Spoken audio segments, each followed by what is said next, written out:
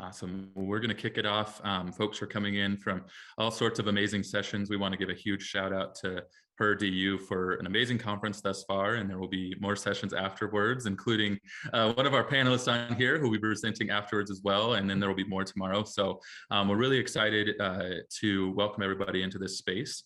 A few things before we get started. There is live transcript and closed captioning available. If you need that, you can click live transcript down at the bottom right and click your options there. And we are really excited to share the space today with a really amazing group of panelists.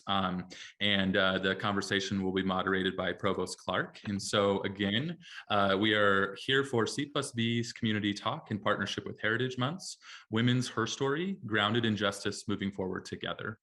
And before we get started, I do want to start with a land acknowledgement. That's very important that we always do that. And I want to take a moment in the spirit of healing and peace to acknowledge and honor the indigenous peoples of the land upon which the University of Denver stands, the Arapaho, Cheyenne, and Ute tribes. Like the history of so many institutions in the American West, ours is complex and sometimes painful. In recognition of this fact and to underscore our commitment to inclusion and equity, we commit to listen to and affirm the stories of all in our community. We do invite you to visit the DU's Native American and Indigenous Initiatives website to learn more, and we'll share that link in the chat. And with that, I'm going to hand the mic over to Provost Mary Clark, who will introduce our panelists and be leading the conversation today. Provost Clark. Very good. Thank you, Chase. And thank you all for joining us this afternoon. We're highly delighted to have you with us. And I'm going to keep my comments modest so we can really spotlight our panelists. And let me just briefly introduce who our panelists are. We have Lorena Gabor, who is a clinical assistant professor here at the University of Denver. Lorena is the program coordinator of the Latinx Social Work Certificate Program at the Graduate School of Social Work. She is also the co-founder and the faculty advisor of Hermanas Latinas. So we are delighted to have Lorena with us this afternoon. Also joining us is Teresa Hernandez, who is the Assistant Vice Chancellor for IT Campus Partnerships here at the university, and doubles as co-chair of the Women's Leadership Council. So Teresa, lovely to see you, and thank you for joining us. Anthea Johnson-Rowan is our third panelist. Anthea is the Interim Senior Director for Access and Transitions. She is the Interim Senior Director for the Denver Promise. She is the Director of Equity STEM here at the University of Denver. And beyond that, is also co-founder and advisor for the SISTA Network and co-founder for Black Women Lead, Achieve, and Dedicate. The acronym there is LEAD. So thank you, Anthea, and lovely to see you today. And thank you for your beautiful comments last night related to the Saunders program. So thank you. And Gloria Thomas, I am delighted to introduce. Gloria, I think, is the newest member of the panel and of the tiles this morning. Afternoon. Gloria is president and executive director of HERS, the Higher Education Resource Services, and joins us from UNC Chapel Hill, and we are delighted that she has done so. So welcome, Gloria. I am going to give you an opportunity to tell us more about yourself and about what matters most to you as we sort of set the stage for today's conversation. And why don't I turn to Lorena first, if you might just share with us a bit about your background and again about what has mattered to you most is the way I'll phrase it. Thank you. Thank you so much. It's a pleasure to be here with you all today. In a two-word description, I guess, social justice is what brings me here today. I've been a social justice activist since I was 16 years old. I won't tell you how old I am, but I'm pretty damn old. So it's been a while. And I now teach in our Graduate School of Social Work. So that legacy continues. I've worked in the nonprofit sector for a long time, doing a range of things on the micro, meso, and macro realm that we do in social work, from school social worker for an adult culinary program to affordable housing advocacy and neighborhood redevelopment. And now I have the great pleasure of leading our Latinx social work certificate program to help prepare the next generation of social work advocates out in the world. So social justice, racial justice, women's justice, all the justices are what ground me in who I am and the work I do. Thank you. Thank you, Lorena. Very moving, and thank you. Let's see, I'm going to turn next to Anthea. Would love to learn a bit about what brings you to DU, what you've enjoyed most, what matters most to you. Thank you very much. So I started my career at the University of Colorado at Boulder in housing as a resident advisor, and quickly became really passionate and interested in diversity. We used to have frequent diversity trainings. I was always intrigued by who we brought out, why we brought them out, what kind of reactions were we getting from the resident advisors. I was really proud of our leadership because there was a point a year after I started as a hall director where our staff went from being another man and me as the diversity on our team to being half people of color and half LGBTQ. And that's when my supervisor said, we need to interrupt the cycle. We need to stop.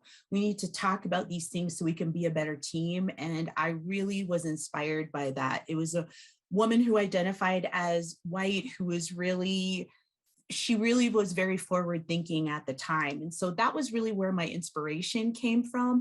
And working through housing, and then I worked at the University of Colorado with the multicultural engineering program. And that was a jump from doing diversity in housing to really working on helping to move the needle with students of color, historically underrepresented students in the STEM field, and working with companies and also working with our own school administration. And then from there, I worked for another outreach organization at the University of Colorado called Atlas, the Alliance for Technology, Learning, and Society. And that one was more focused on, I'd probably say, more access and pipeline programs. And then that was where I moved over to the University of Denver.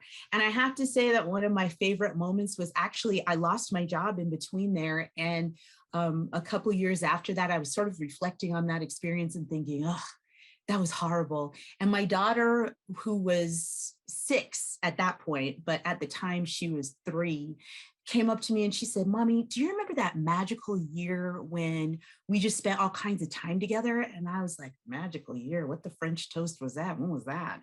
And then I said, oh, do you mean the time when Mommy lost her job? And she was like, Mommy, that was the most magical time I've ever had in my whole life. And that's when I realized that really what I was doing in that moment was taking a little bit of time to just be with her.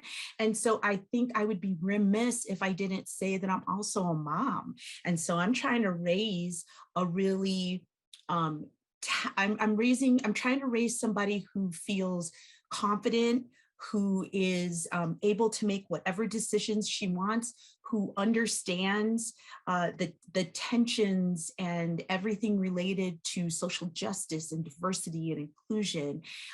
And she's been with me throughout my whole, at least the past 14 years. She's been at school with me this whole entire time. So at University of Denver, I've started with the Center for Multicultural Excellence and continued through with college access and pipeline programs, graduate student success, developing the equity and STEM program, and then in between there, really trying to meet the needs of students. So graduate students who identify as Black, students from 9th grade who identify as Black, 9th through 12th. So it's just a way of really figuring out how we open the doors to the University of Denver and welcome people in who might not feel like they're welcome. And then also I feel like, how do we continue to support the scholars who are here? So just a little bit about me. I'm a military brat, so lived all around, and I think those experiences have really helped me to become a lot more open to different cultures, different people, and enjoy hearing their stories. Fabulous, as do we of your story, and lots of threads there that I think we can tease out in our further conversation. But thank you, Anthea, for sharing as you did. I think it's very important and meaningful, so thank you. Gloria, I'd love to turn to you next in terms of, what makes you you, what brought you to DU, what matters most to you. I would love to get a sense. And yeah, thanks. I'm inspired by the first two stories, so I'll keep it brief, but we'll share that equity and access has kind of been the values that I've leaned on, and those were sort of values that were inculcated in me from my childhood. I'm a child of Upward Bound, started in Upward Bound my high school years on the campus of Swarthmore College. I'm from the Philadelphia area, and that's where I learned what the possibilities could be. I stayed on at the college and attended 4 years there to get my undergraduate degree, and then stayed on in the admissions office and worked there for almost 10 years. I went off to, so I was focused on equity and access, and then went off to graduate school at Michigan. And that's where I kind of got my gendered lens. I worked at the Center for the Education of Women as a graduate student research assistant, working on a project that focused on faculty career flexibility and faculty work life, I guess was the title of the study. And that became the basis for my dissertation work. That became the basis for my career. I was hooked on not just gender equity, but I learned all about intersectional gender equity and how our experiences as women of color, as members of the LGBTQ community, as members of different religious groups, how those differences come into play with respect to gender equity. And it was eye-opening. And from there, I went over to ACE, the American Council on Education, and worked with the Fellows Program for a few years. But I couldn't wait to get back to working and focusing solely on women's issues. So when the opportunity arose, I went over to what was then called the Office of Women in Higher Education at ACE. And my last 5 years at ACE were in the Office of Women in Higher Ed. And just to share, I'm going full circle. I will be leaving tomorrow to receive a national award on behalf of HERS at ACE. It's the National Women's Leadership Network Award for HERS. Congratulations. Lovely. Yeah, and so to go back to ACE to receive that award is just, I feel like the full circle. Let me just share how I came here. After spending 8 years at ACE, I went back to Michigan to run that center where I got my gendered lens, the Center for the Education of Women. Things happened. My spouse passed away. My daughter wanted to go to college in North Carolina. So my son and I followed her to North Carolina. I went to UNC to run that women's center. And I was looking for other opportunities after running women's centers for maybe 10, 20 years or more. And someone contacted me about this opportunity to run HERS. I'd known about HERS for years, had never participated in HERS though. And my experience with professional and leadership development for women was all at ACE in that Office of Women in Higher Ed and running the women's networks. I was on the board for the Women's Network in Michigan and restarted the Women's Network in North Carolina. So I'm just delighted that HERS, a national organization, is housed and located at the University of Denver, where I get to experience all of the life and culture and everything, not only at the University of Denver, but here in Colorado. So I'm pleased to be here with all of you. Well, thank you, Gloria. And I can't say enough how delighted we are to have you and to have HERS at DU. It's very exciting to be able to partner with you in this focus. So thank you. Teresa, would love to hear what brought you to DU, what matters most to you, and just what you would like to offer up for starters. I'll keep this brief, as brief as I can. I was born and raised on the East Coast in a male-dominated family, Italian family, where women had their role and men had their role. And so it was clear that luxury was and privilege was to go to college. And in a blue-collar family, it wasn't what we did. And so I can honestly say that I'm the first person in my entire family that graduated from college. And both of my grandparents didn't even finish high school. All my grandparents didn't finish high school. So this education to them was like, what are you doing? So when I moved out here and joined the University of Denver, I worked in the library. And immediately, two things I did. I started my education because I was afforded that opportunity, which was a privilege to me. And I joined the women's groups because I wanted to network with other women on campus.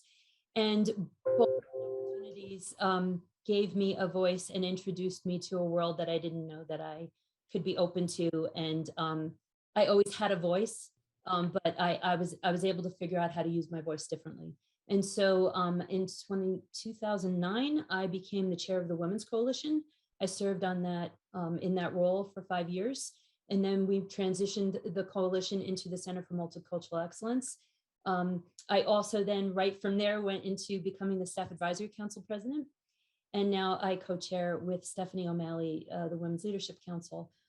But taking every opportunity along the way to build networks, be an advocate, and lead change from any position I've been in. So I've really been afforded wonderful opportunities at the University of Denver that I couldn't have had anywhere else. So really feel honored to be here.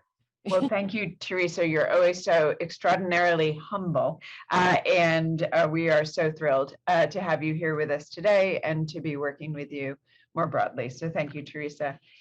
So the next question that had been shared with you in advance, you've substantially addressed, but I'd love it if you might even amplify how your identity impacts the work you do here at DU in particular, or more broadly as a professional.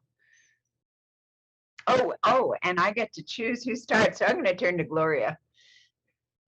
Well, thanks. That's a great question. I think what I'm bringing to hers is really stems from my identity as not only an African-American woman, but someone who grew up in a very low income environment. So as we're going through strategic planning for hers, my top priorities is how do we create greater access? And so we're looking at doing a fundraising campaign so that we can raise funds just to provide access to people at community colleges, HBCUs, Hispanic serving institutions, and even tribal colleges that don't have the professional development resources that maybe folks at a DU might have. So we're going to strive to really promote greater access. And then another thing that I'm doing is how do we try to integrate this equity-minded leadership into all that we include in our curriculum. You know, if we're doing a segment on budgeting and building the budget and creating your priorities and how you spend money and all of that, let's make sure that you're asking yourself the question, who are you advantaging and who are you disadvantaging? So we're trying to really focus and integrate this equity-minded leadership approach to how we deliver the curriculum. Those are two things that immediately come to mind, but some of the other areas that I really want to focus on, I think that stem from you know, who I am and how I work. When I come across issues where there's some contention or contentiousness, or we're just not making decision, I like to call folks in as opposed to calling them out. And there's a recent article in the New York Times by a professor at Smith University who wrote just on that. So we have a conversation about this so that we can work together as a team. And we're striving to make sure that we're meeting together as a team across these silos, because often we can work in these silos. So those are some of the approaches, and it all stems from who I am and valuing, again, going back to access and equity. But I also want to make sure that inclusion is a part of what we do, and accessibility is how we do it. Very important. Very important. Lorena, I'd love to turn back to you, if I might, for this same question about how you understand your identity to impact the work you do here at DU or the work you've done more broadly. Yeah, thank you so much. I'm loving hearing that so many of us have similar intersectional identities. As a first generation Latina going to college, work from a working class family, as a woman, as someone with many other intersectional identities that I have to think about every day, including a new one that that I'm leaning into learning more about. I've been healing from multiple concussions during this pandemic, unfortunately. So I'm leaning into learning more about disability, disability justice in particular. So I do believe that our lived experience informs who we are and how we do the work that we do. So though it's been hard for me learning about how to manage my own symptoms and, you know, navigating on the line between disabled and able-bodied, I am grateful for all of these tensions that I hold as, you know, a marginalized person on multiple spectrums, right? They inform the work that I do. And so, yeah, in terms of the work that I do as a woman of color, as a Latina, I'm grateful to be able to lean into that here at DU through Hermanas Latinas, with FOCA, when I'm able to make those meetings, et cetera.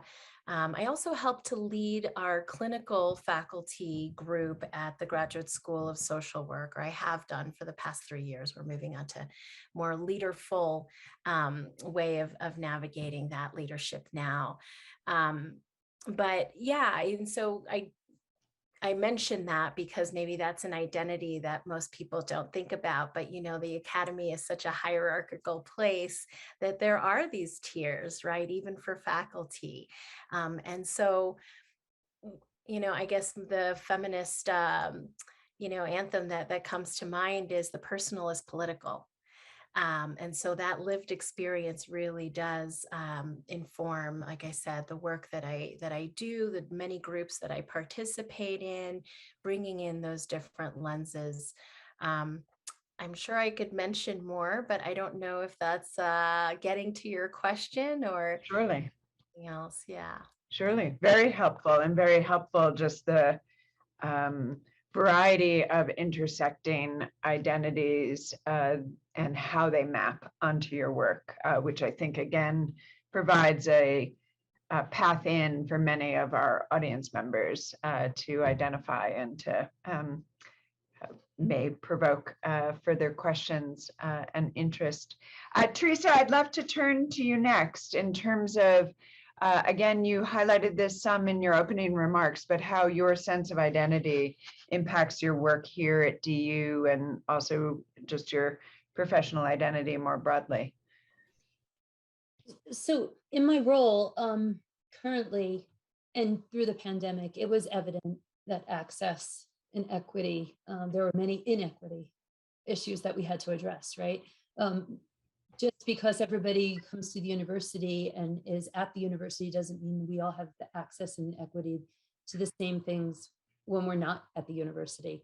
And that was evident when people were working from home, right? Who had internet, who didn't, who had computers. You know, you just assume these things, right? And so in everything we do and everything my team does, we talk about that, right? Don't assume. We have to be there and with an open mind to serve the community. We're customer service oriented. And I have to say, I have a diverse group of staff that work with me. My team is about, I would say, 65. We range from students, hourly appointed staff, but predominantly, I would say my team is about 90% male. And it's the field that we're in, right? It's a male dominated field. So my perspective sometimes, I'm sure, throws them off kilter. I come in with a whoop, and say something that they're like, I didn't think about that. But, I think as a team and highlighting our diversity and our uniqueness is where we worked well together.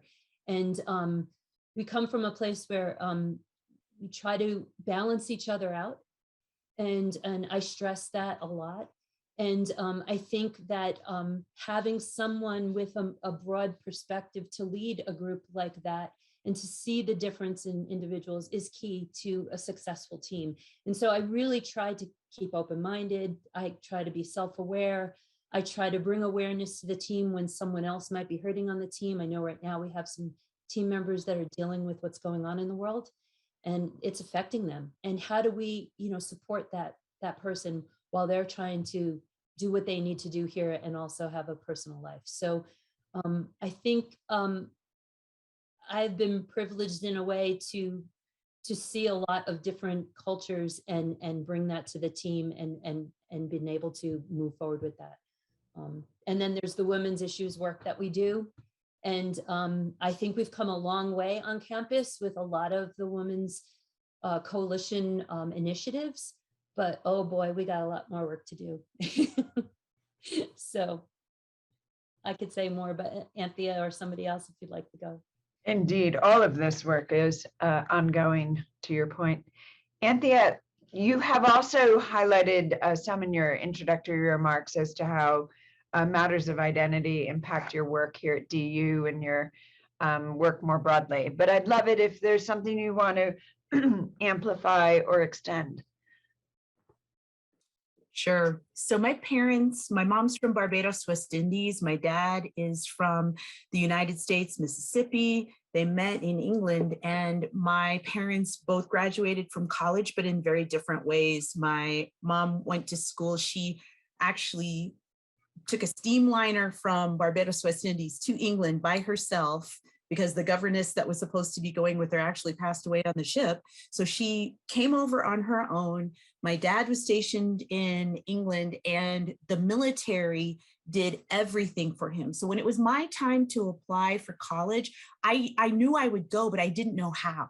And so I think where my passion really lies for helping students to be successful is I had people, and they were from diverse backgrounds, who really helped me. In fact, one of my biggest mentors recently passed away, and she guided me through so much. Just, my friend calls it DK. You don't know what you don't know. And so for people who are in this position, and now I'm able to help students and help women to navigate these spaces that I have gone through myself, that I've had people walk me through and say, there might be a different way of handling this, or, oh, here's the person, they've actually given me that gentle handoff and said, Anthea, this is so-and-so, this is Anthea, you should work with this person.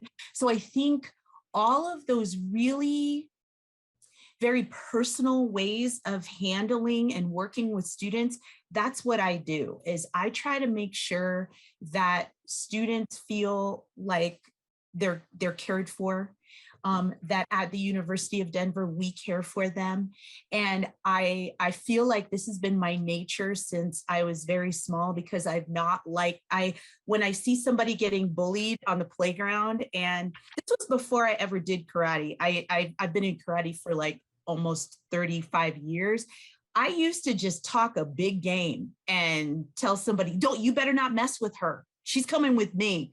And nobody ever challenged me, but I didn't like people to be hurt. I didn't like to see people alone. I didn't like to hear that someone didn't have a positive experience. And so I really do carry that into my work. And so when you look at the development of Sister Network, or you look at the development of the Equity in STEM program, or you look at the Black Women Lead, it's really all about making sure that people feel included, making sure that they're getting the information that they need, making sure that they know that they're one of many and not the only one. Because oftentimes as a woman who identifies as Black, I'm the only one. I remember my first day introducing the Equity in STEM program, I was the only Black person in the room. And it was it made me a little bit nervous at first, and I had to talk to myself a little bit about this. And I did share it with the community and just say, hey, this is the experience our students have. And I think the other part that really guides me is I want to make sure that our students feel prepared and are confident. And sometimes while we know that we can do it, we need to be taught how to be confident and own the spaces that we're in. We need to be reminded that these spaces are places we are allowed to reside in. And so that, I think all those pieces of my personality and my identity, that's what informs my work. And that's what encourages me and wakes me up really every day, is helping students. When I think about my own personal tagline, it's helping students to be successful. And it's my personal experience. It's the role, it's the mentors who came before me that really helped pave the path and to show me how you do this for scholars, that helps them to feel welcome, important, seen, and special. I think that is tremendously significant, that we be working to make sure that individuals feel seen and valued and celebrated, very much along the lines of what you just highlighted. I'm going to pivot slightly, and here's the pivot. Thinking about community and thinking about the work that we can do in community with one another and others to advance women's rights, to advance gender rights. I'd love to hear your reflections on that, thinking about the DU community in particular, and maybe thinking about the broader Denver, Colorado, and still broader community from there. So let's see, this time I'm going to ask Teresa to start. Okay. So when thinking about this, I think there's a lot of work that we could do around the women's rights to vote, highlighting issues on campus so that we can get the community involved and to really understand. Stephanie O'Malley and I are doing a session at 2 o'clock around this for the conference. That's one of the things. The other thing I think is, part of the Women's Coalition and the reason why it was formed, right, was for women to have a place to identify with other women like women, right? And I remember when Anthea and I talked and we spoke and we realized there needed to be other groups within the coalition. Yes, it was okay to have a faculty group and a staff group and a student group, right? But the sister network came out of that, right? We needed to give people spaces where they could feel comfortable and connect. And then as a coalition come together, raise our voices from all these groups as a collective one. And I think that's important no matter where we are. The affinity groups on campus coming together to support each other. And I think that's where I think we still have work to do, but I think the Office of Diversity, Equity, and Inclusion is trying to pull us together in that way. And because we're under that department now, or that division, I think there'll be more cohesiveness. And again, it might not be particularly just a women's issue, right? But we need to come together and be advocates for each other. And those of us who are comfortable, I think the women on this, yourself included, Mary, who are comfortable to use our voices for those who may not be comfortable, or to raise awareness for things that are happening that others might not be able to feel comfortable to stand up for. So I think that's important. I'll let others speak. I don't want to take up all the time. Very important. Lorena, I'd love to hear your views here. How might we as a community work together to advance particular interests and community moving from the inside out, if you will? Yeah, thank you, Mary. I've been, I'm in a period of wrestling with this for myself. I feel like I'm moving from a lifetime of feeling like I needed to be an advocate an activist, have my voice out there for those, as Teresa said, that often don't get invited to seats of power and have their voices heard. I never want to be a voice for others, but how do we leverage the power that we have? I think of that. And now I feel like I'm also moving towards finding spaces or creating spaces where healing can happen, right? I think there's a time and a place for everything. And as I continue to deepen in my own decolonial learning, I've been learning from amazing activist scholars like Bayo Akomolafe and Bell Hooks, of course, and many others that talk about a love ethic, a learning centered in healing and belonging and finding spaces where we can thrive instead of just survive and maybe knock down doors that were never made for us. How do we find third spaces where we can take collective deep breath together and maybe wrestle with each other in some discomfort as we work to find our way to something else? This world needs a lot of healing. I don't know that we'll be alive to see, what will a healing better place for everybody. I'm not even sure we're going to survive, quite frankly, as a species. But I know that we won't if we don't come together and in a love ethic to make room for the healing that needs to happen, the reconciling with the many things that are going really wrong in our world. So I hope for that. And that's where we're trying to take it in Manas Latinas. Yes, we want to make sure that our graduate students graduate, that we give them the mentorship that we can, so that they can go out there and thrive, but also recognizing that this world has a long way to really accepting all of us fully. And maybe we don't want to just be accepted. Maybe we want to help transform the current landscape, I hope so, from spaces that exclude so many of us into spaces that are co-created truly, and that include all of our voices. So I'm interested in counter narratives and in delicious spaces around food and conversation and healing. Yeah.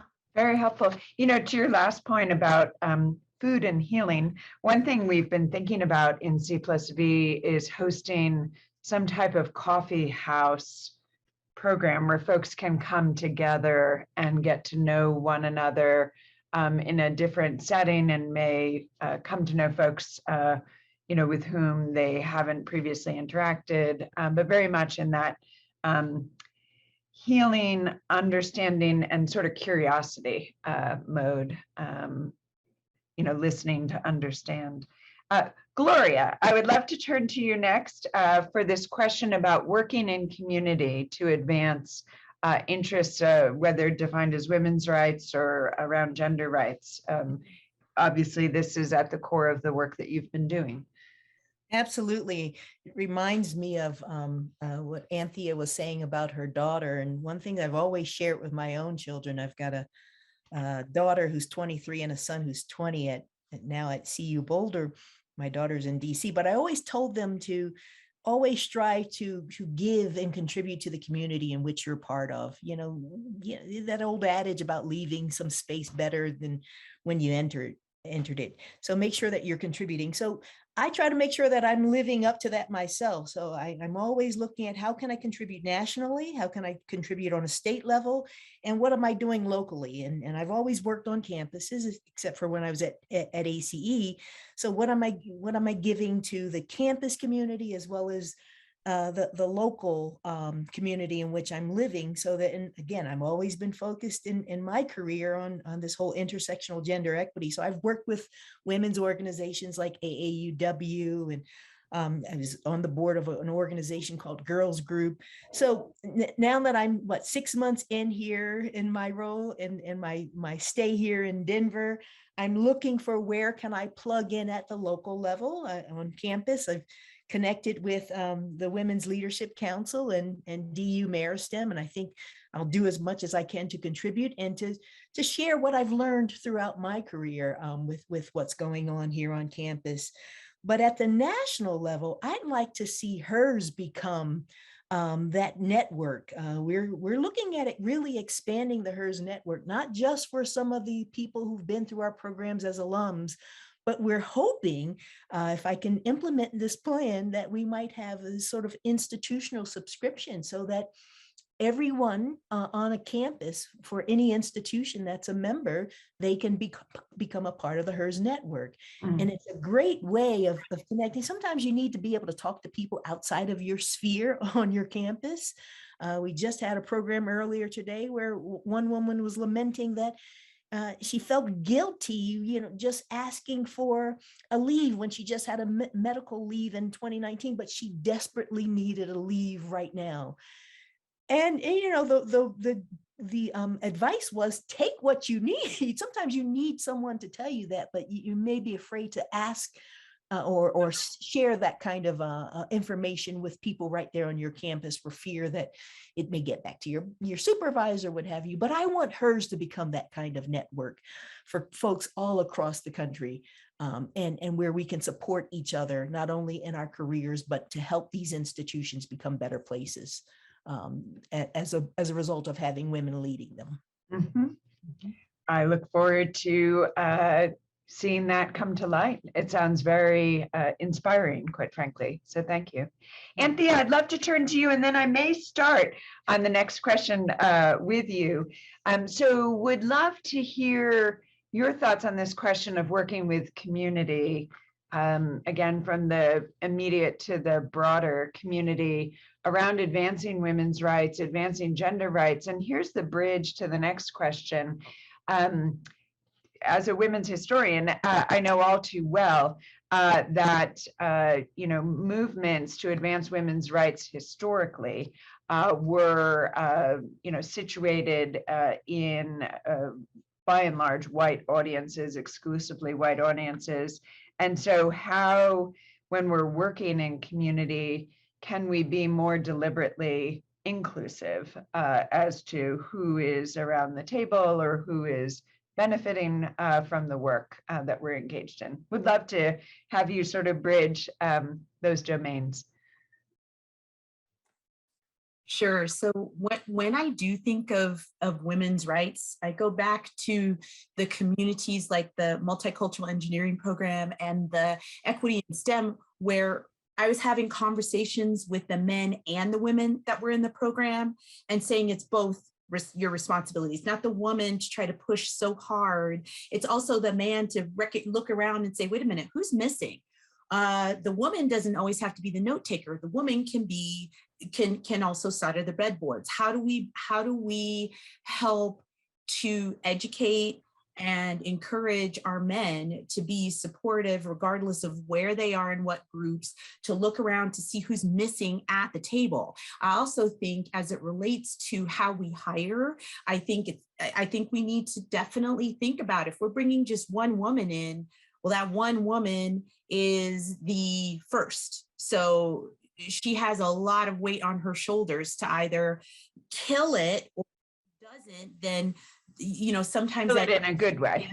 Yeah, they think, well, maybe that was our mistake. But then you bring two in, and two then can sometimes be, they can almost be adversaries because the two women are always being compared. And so how do we bring in more of a cohort to really change the conversation? So as we're hiring, I think we need to be thinking a little bit more about bringing in more women, not just one. I also think that what you mentioned, as it relates to, wait, tell me the last part again so I can make sure that I'm getting it right. Thinking about inclusive community and inclusive movements, ones that are not centered on a principally white experience. Yeah, I do really think that's a big paradigm shift, because I feel like the conversations that we were having with the Women's Coalition before we were bringing in the diverse women's groups was we were having that tension where oftentimes women's groups were associated with women who identified as white, and women who were of color weren't in that conversation. And I think it really does require all of us, regardless of our identity, to look around once again and say, who's missing? Because I think it was Teresa, also working with Joanna, who said, wait a minute, we're missing some very critical people on our campus. I think the other piece is, when you think about inclusivity, I would really like to see the University of Denver being more inclusive. I think these groups are a byproduct of our whole campus not being inclusive. So what we've done is we've created groups where women can be inclusive, but we need to actually break that wide open and think about, how do we make our campus inclusive, period? Because then it would be a lovely thing to get together with my women, but it wouldn't be a necessity. It wouldn't be a necessity for sanity. It wouldn't be a necessity to learn how to strategize and navigate academia. And so I really do think that that's the change. In theory, I know inclusivity is supposed to have everybody at the table, but then let's make it that way. Because right now we're adding these groups so that students and staff and faculty have a place to go. But that's also because we're not paying attention as a group to making sure that every space we go into is one where students, faculty, and staff feel comfortable. And women, if you are the only one in the room, you shouldn't really feel like the only one in the room. How do we change that? Very helpful. One concept that I've heard of and read about is that of the rotating center, that there may, in an intersectional environment, that there may be a rotating spotlight, if you will, at the center in terms of whose particular interests are being most attended to at a given time. But Teresa, I'm going to turn to you for your thoughts around inclusive community and working together inclusively across identities of race and ethnicity in furtherance of women's rights, or again, gender rights more broadly. I think a lot of times we see people or individuals who join groups because they're passionate about something, or it's their cause that they're, I remember when the women's groups first were formed, and there were many women who just joined because they wanted a daycare center, right? They wanted Fisher. And once Fisher happened, they were done. They filled their need. And I think that's the hard work that the groups have to continue beyond someone's passion, or we have to acknowledge that when we show up, we're not showing up just for ourselves, right? When we're truly doing the work, we're there for way beyond ourselves.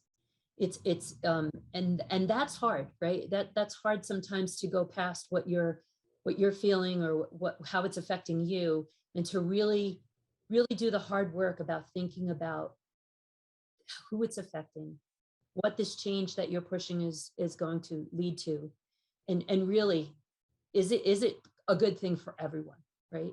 And so I just know that I've seen much of the ebbs and flows within the women's groups because of people who have a passion from the lens they're sitting at, and once they move on from that, they don't continue their work.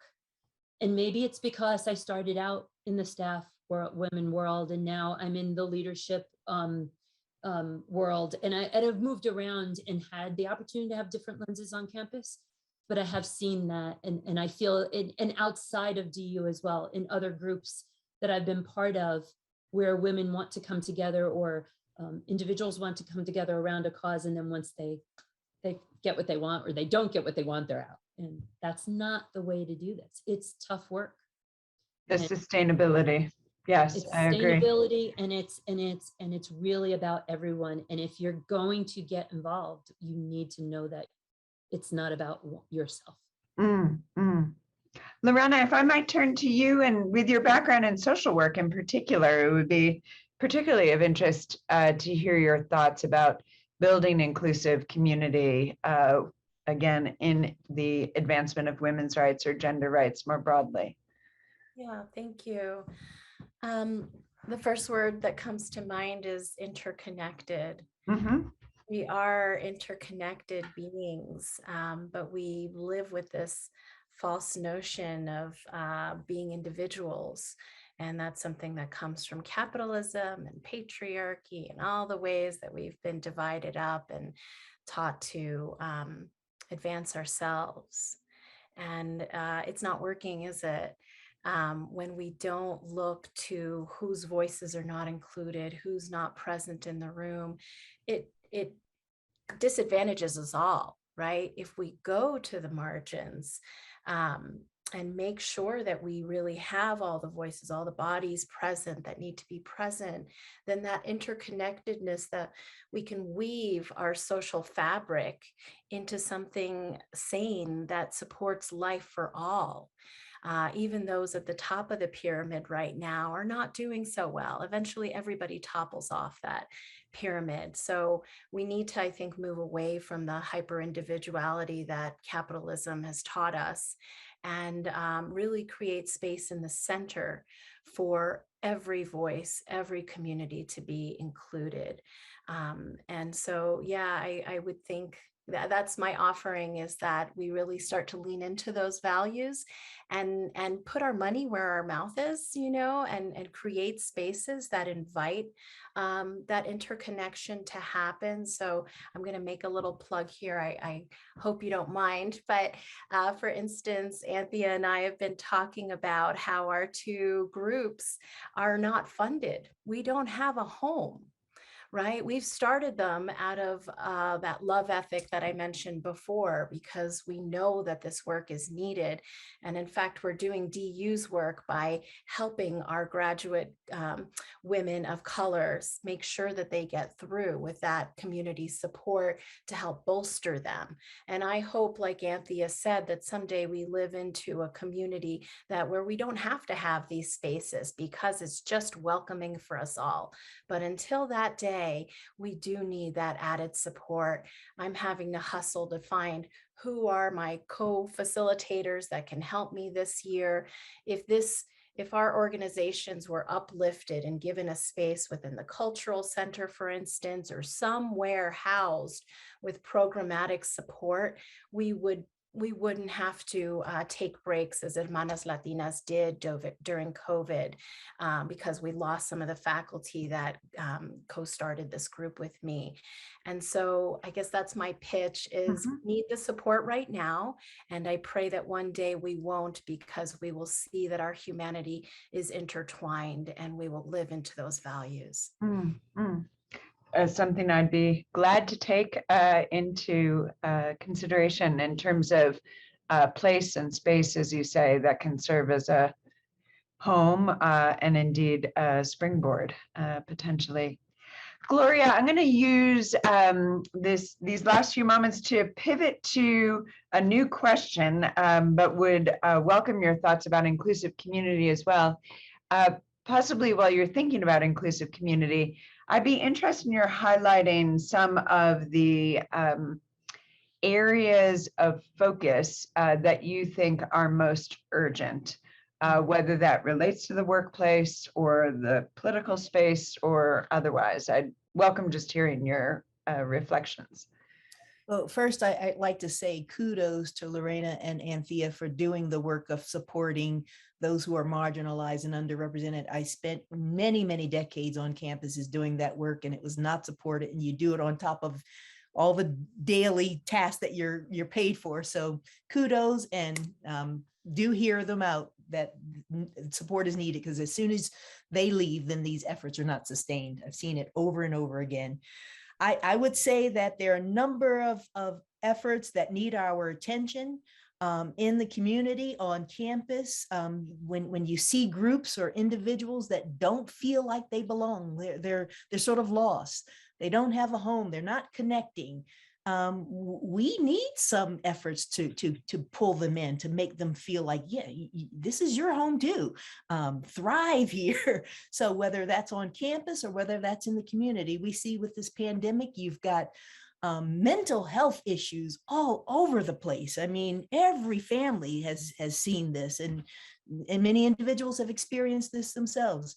And so I would say if we can be advocates for some of those, organizations that are battling not only mental health, but some of the violence against women and other children, family members, that creates a sense of unsafe environments. And so if you have time, if you have talent, if you have treasure, give, give to these organizations that are desperately in need of making sure that we are mentally and physically healthy so that we can be our best selves.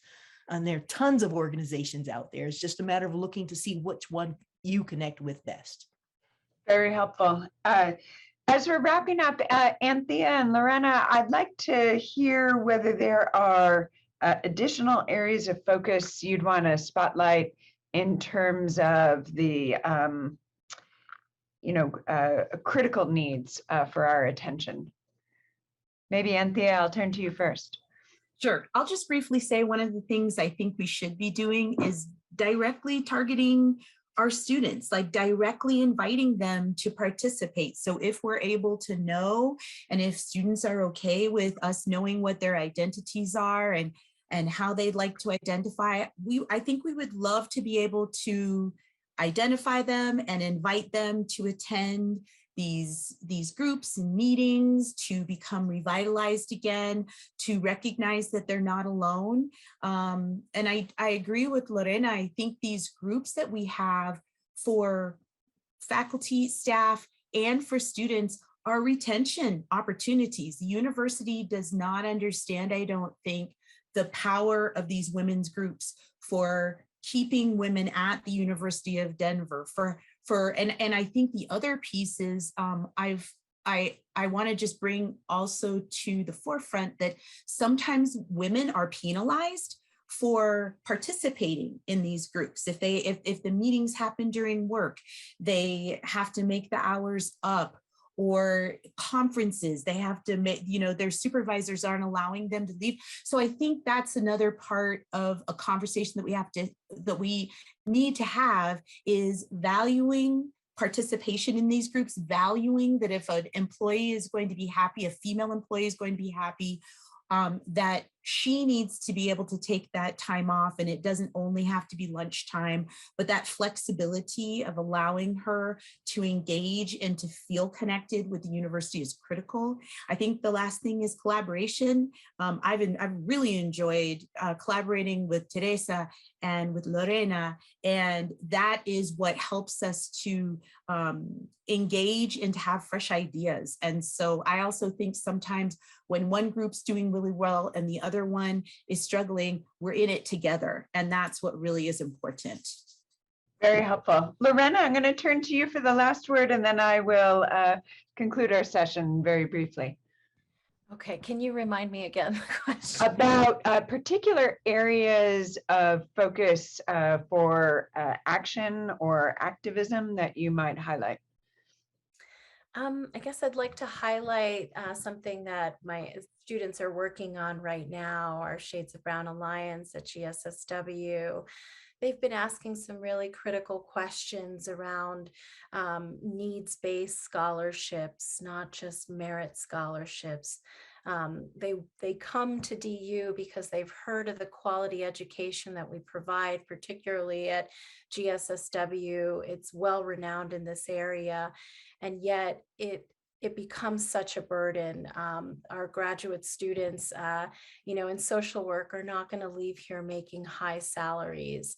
And so that really I really think about that, you know, the tremendous debt that our students leave with. And so I want to uplift their voices and their struggles, asking what more can be done to make this an inclusive campus for all folks who traditionally don't have the means to pay for this quality, this kind of private boutique education, right? If we want it to move from being a predominantly white institution, I think we do need to put our money where our values are and find ways to provide scholarships to those that don't come from wealthy families. So I'll leave it there. I guess I'll make one last plug. As a clinical faculty member, I know you, Mary, and others are working on this, looking at equity across work lines across campus. But yeah, I think that it is very different, you know, even within the Graduate School of Social Work, the work that we do. And I know that we're looking at that as a school. But yeah, what comes to mind for me is that giving us the breather, the time to be able to lean into these projects that we really care deeply about, both within the DU community and also in the community here in Denver. So summers, I'd like to advocate for summers off for all clinical faculty as well, because even with a reduced workload, it's like, when do we have time to renew and refresh and rebuild our ties out in the community? We're hired to be, you know, faculty that have that experience. And if we don't have the time to continue that work experience, you know, what are we bringing to the table? So time and space and money. Yes. Those are ever present, right? Yeah. I hear you. Well, thank you, Lorena, and thank you all to our panelists. A real salute to you for sharing so thoughtfully, so candidly about your own lives and your perspectives and your experiences here at DU. I have found our conversation to be very moving and meaningful, and I'm deeply appreciative of your time and wishing Teresa well as she is speaking about women and voting. So thank you again. Thank you to Hiba for helping organize today's session, to Chase for hosting today's session, to Tremaine, who is always behind the scenes supporting us. So thank you all, and we'll look forward to our next community conversation. You'll see upcoming events listed on the C+V website, and we look forward to having you join us. Thank you.